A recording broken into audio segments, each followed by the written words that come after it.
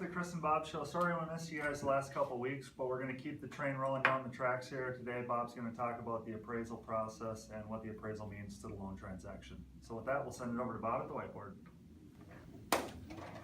Thank you, Chris, and welcome back to the Chris and Bob Show. Sorry about our 2-week hiatus, but we're glad to be back, and we'll be talking about appraisals today, as promised.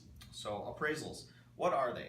Basically, that's where we as the lender send out someone to inspect the house and make sure that it's worth what you're paying for it, or in a refinance transaction, worth what we think it's worth in terms of your loan.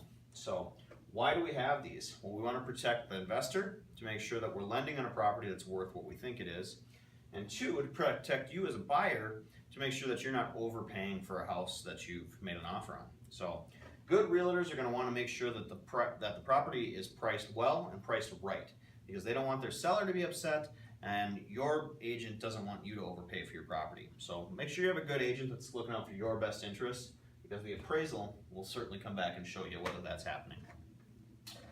Changes since the crash. A lot of people ask us, hey, call up the appraiser, tell them what we want. Well, I can't do that, unfortunately. So since the crash, they've developed what's called an AMC, or an appraisal management company, that farms out all the appraisals for us. So I really have no direct contact with an appraiser. So we can certainly send them questions, but they're reviewed by the appraisal management company before they're submitted. So basically, appraisers are held to higher standards as well. So they can't just go out and say, well, it's worth this, and send it off. They actually have to really put facts behind their valuation, and that's what's monitored. So no more loosey-goosey appraisals. So one other thing, big question that I normally get from people is, if the appraisal comes in high on my purchase, will I get credit for that equity? The answer is no, unfortunately. If you're paying $200,000 for the house and you're putting 5% down, your 5% is based on $200,000. If it comes in at $210,000, your 5% is still at $200,000.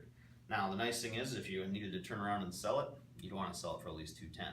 So if you guys have any questions about appraisals, please feel free to leave them in the comments. I hope you tune in next week, but I'll send it back to Chris in the studio. Have a great day. Bye-bye. Thank you, Bob. A lot of really good information there about the appraisal process and what that means for the mortgage transaction. Please join us again next Friday, where I'll be discussing homeowners insurance and how that plays into the mortgage process. Have a good weekend.